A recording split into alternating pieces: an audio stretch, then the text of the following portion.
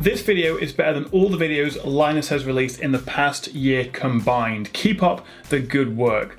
Thank you, Milos. So one of the best bits about being a YouTuber are the comments, the community. I thought I'd do a quick video, it may be a bit longer than a quick video, just looking at some comments, random ones, I haven't picked any out, just scrolling through my most recent comments feed on the channel and just answering some straight to camera. So let's jump straight in. The most recent one is from a Jonathan Burns, who says great review on the Google Home versus Amazon Echo video I just did. He's happy with his Echo and Echo Dot, not sure about getting a Home. I don't think anyone needs either an Echo or Google Home. If you want one, right now I'd go for the Echo because of its much bigger range of skills.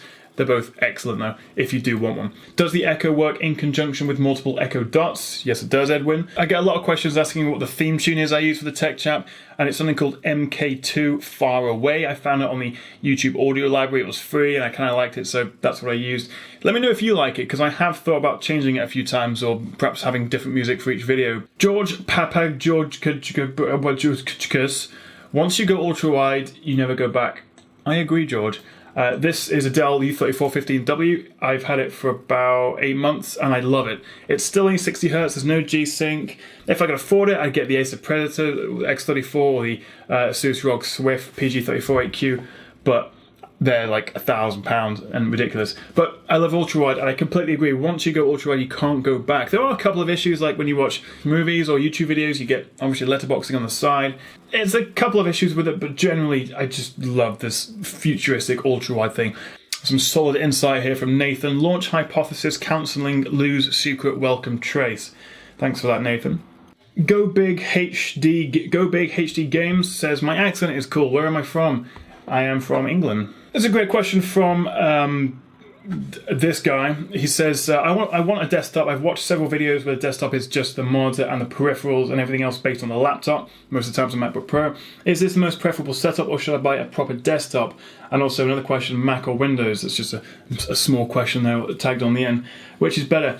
I use both. I have a desktop set up here at home and I use a MacBook, funnily enough, outputting to a monitor, an Apple mouse and stuff at my work in London, because I do the Tech Chat in the evenings on the weekends, but my full-time job is working with Trusted Reviews, which also has a YouTube channel which I also help run, so go and check those guys out and subscribe. If you could only have one, like a desktop setup like this or a reasonably powerful laptop, I would go for the laptop, because you get the portability, you get a decent amount of power, not as much power as this, but then again, I edit 4K videos on my 15-inch MacBook Pro, and I'm about to buy the new Dell XPS 15 Cable Lake version, and that'll edit 4K videos, and gaming is reasonable at 1080p as well with the new Pascal 10 series card. So if you have the luxury of a nice desk at home, then you're going to get better rendering times, you're going to get much better gaming, you're going to get a nicer setup overall, better sound, probably from a full desktop. But if you can only have one, go for the laptop. Mustafar Mia asks, is it true that the max refresh is 60Hz on a monitor when G-Sync is activated? I don't think that is the case. I actually have, right under the camera, a box that just came today with the ASUS PG25 8Q in it, and that's a 240Hz G-Sync monitor from ASUS, a proper gaming one. I'm actually going to be reviewing that in the next couple of weeks. So you can get G-Sync higher than 60Hz. Downster82 commenting on the Lenovo Yoga book says way too much bezel, and I kind of agree. It's my pet hate. I really hate thick bezels on laptops and tablets. It just makes them look so much older. Ronald Jacob says clean your desk. Thank you, Ronald, and I've made some effort to do so. This is actually in my new setup now, so it's a bit nicer, but glad to see that you're looking out for me there. Subgaming asks, why are you so rich? Well, as you know, as a small to medium UK-based YouTuber, I'm just raking it in. There's stacks of money around me. So yeah, YouTube for the win. Loving the new studio and background. Keep up the good work. Great videos. Thanks for that. And I actually genuinely do really appreciate it when you guys say nice things and compliment me. But also, it's just as important, more important to constructively criticize. Tell me how I can make these videos better. The content, the products, the filming style, the way I talk, whatever, let me know. But it's also really nice hearing those things. Best couple review says, you're so ugly you get no bitches, which is a shame. Question about motherboards. Can I have a Z170 motherboard with socket 1151 with an i7 7700 Cable Lake chip? Yes, you can. That does fit in there.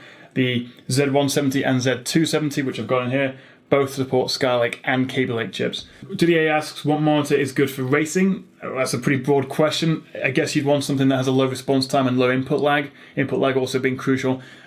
Just quickly, the difference is response times like ghosting effects in fast-moving games. Input lag is the time it takes to click a button, press your mouse, and for whatever to happen on your screen. Both important metrics to consider if you're going to buy a monitor.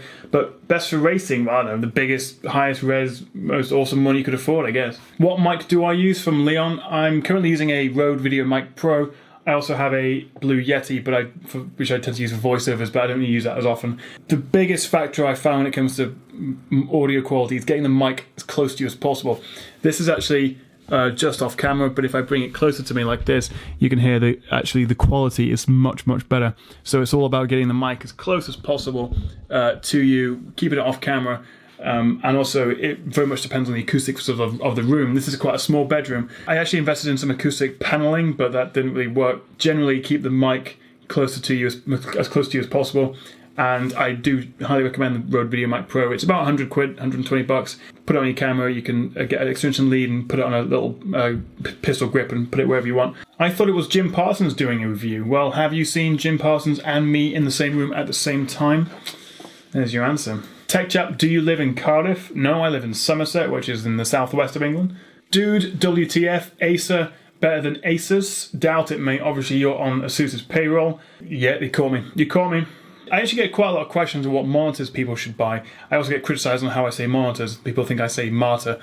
You know what? I haven't tested the vast majority of monitors, and what I do if someone says, what do you think of the Vizio blah blah blah or the LG X24 so-and-so, I just Google it. I filter it by the last month or by last year, so you get recent reviews, and then I just see which is more highly reviewed. I look at the pros and cons on some review websites for each. As a YouTuber, as a part-time YouTuber, I don't have time to review every monitor, nor can I get them. I have to sort of work with the PRs and brands to actually get the review samples in. So if you're asking for a really specific monitor, I can give you an idea based on the specs what's going to be better, but most of the time I just end up Googling it and seeing what other people have, how other people have reviewed it. Alex De La Rosa says, my problem with this regarding the Moto Z Play phone, which I reviewed recently, is the OnePlus 3T exists. And I do completely agree. Like I said, I've reviewed recently mid-range phones like the Huawei Nova and the Moto Z. They're all good. You can't fault them. And that's something I've noticed recently. You can't get bad phones anymore. It's just different varying levels of good. The OnePlus 3T, which funnily enough I haven't actually reviewed, but I have used in my capacity at Trusted Reviews, is the best sort of upper mid-range phone, best bang for buck you can get right now. So there's a lot of phones coming out that are sort of in the £250 to £400 or dollar range. Nothing beats the OnePlus 3T. It's got a Snapdragon 821, 6 gigs of RAM, which is marketing and pointless, but still mega good. It's a nice big screen, beautiful build. If you want to go a step above it, you want to go for things like the S7, the Google Pixel, iPhone 7 if you're into Apple. So there are literally hundreds and hundreds of comments that I haven't got to, and I really do genuinely appreciate you guys leaving them and posting them. I do read them, as I say, I just don't always get a chance to get around to replying to them, and it's also great to see sometimes that you guys sort of help each other and reply to each other. So let me know what you make of this video. I hope you liked it. It's something a little bit different for my channel, and if you do like it, give it a thumbs up, and maybe I'll start doing these every couple of weeks, a little bit less scripted, less formal than my normal reviews. So thank you very much for watching. Do, as I say, please like, share and subscribe. See you next time.